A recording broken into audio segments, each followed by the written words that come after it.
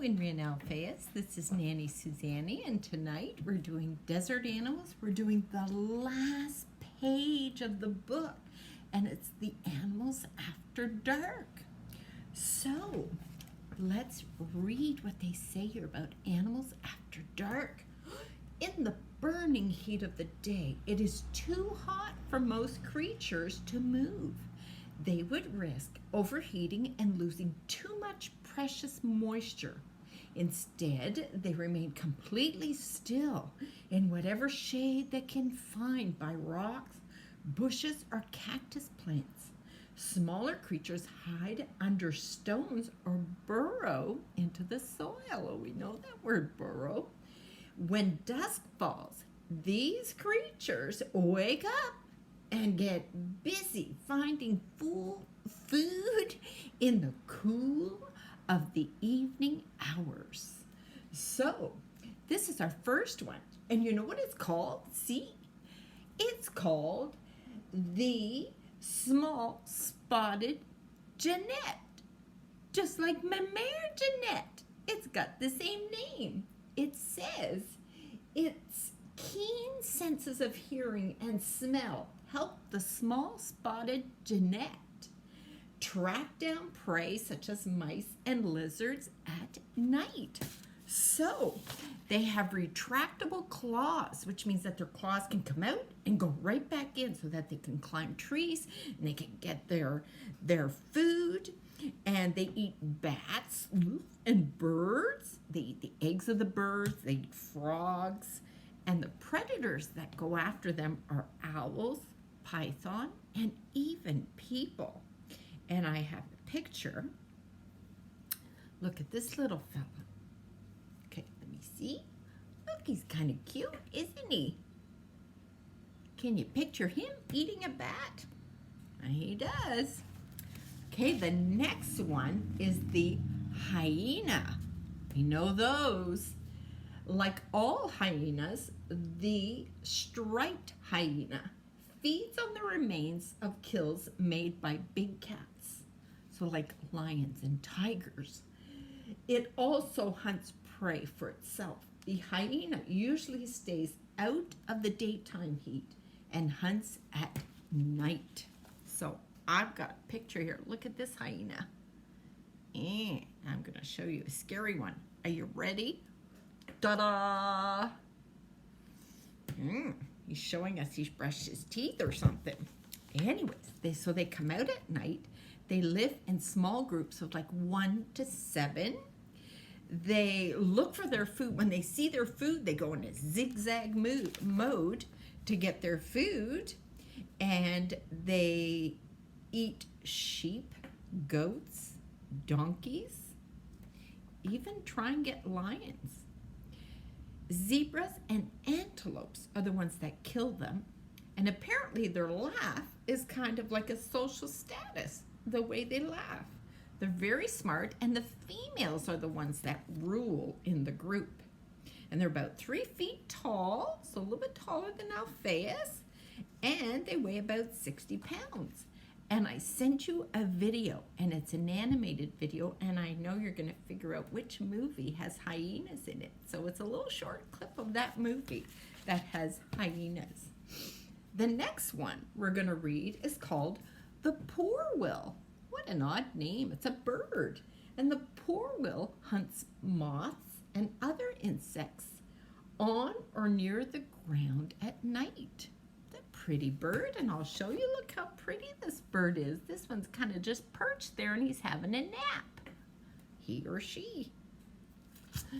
And so the next one is, I'm going to say a bad word here, but in the heat of the day, the African ass rests in the shade if it can find any. At dusk, it wanders around searching for grass and other plants in the semi-desert where it lives. I got a funny picture for you. Are you ready, Alphaeus? Look. Let me see. Look at him. He's laughing at you. And here's a pretty one. Look, it has stripes on his legs. Looks like other donkeys, but this one has stripes on his legs like a zebra. And look, there's another pretty one. Mama and her baby. Look at the pretty stripes on the legs. It looks like a zebra. So, there's only about 700 left in the world. They can live 5 days without having any water. You know how they mark their territory? You know how dogs mark their territory? They kind of pee on a tree or pee on a bush and that marks their territory. Well, they poop. They poop on the land and it marks their territory. And as soon as they're born, they stand up, just like a horse does and even a giraffe does. Imagine if Monty, as soon as Mommy gave birth to Monty, he stood up and started walking. He's not even walking yet. And they kick so hard that they can break bones. So I showed you the pictures. Now there's a little video. It's an animated video. It's not very long, and you're going to really like it. And Alphaeus, I think that you should get up and you should start dancing when the video of the donkey, the ass, comes on. And maybe Winry, you can videotape Alphaeus dancing and send it to me. That would be really funny. The next one, oh, I got a special treat on this one.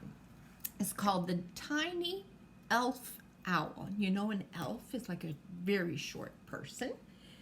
It's only about 6 inches long. That's not very long. And Nanny forgot her ruler tonight to show you how long. But 6 inches would be about that long. That would be 6 inches long. It catches moths and other night-flying insects, sometimes with its feet. And it's the tiniest owl in the world. It hardly weighs anything. It eats insects, small insects, moths, crickets, grasshoppers, caterpillars, beetles, and scorpions. Remember we did the scorpion? It's got a tail and it goes and it hits somebody and it can kill its prey. It uses burrows in the sand to store its food. And when threatened, you know what it does? It plays dead. And it waits till its predator leaves. And then it gets back up and it walks away. It lays eggs in holes in trees made by woodpeckers. I'm going to show you a picture. Well, here's a pretty one. Look at that. What a pretty owl. And then, oh, look at this one. He's looking, he's saying, "Who are you looking at?" And then look at this one. This is where they lay their eggs. So these are holes made by woodpeckers. And that's where they store their eggs. Now I have a surprise for you to show you about the owl. So I have a friend who paints. And remember, she painted this of you, Winry, and the recent one she did for Nanny is the one from last summer when you guys were at the beach. Isn't that a pretty painting? But she also made a painting for Uncle Michael, who loves to hunt. And look at the painting. And it's called "I See You, Hunters."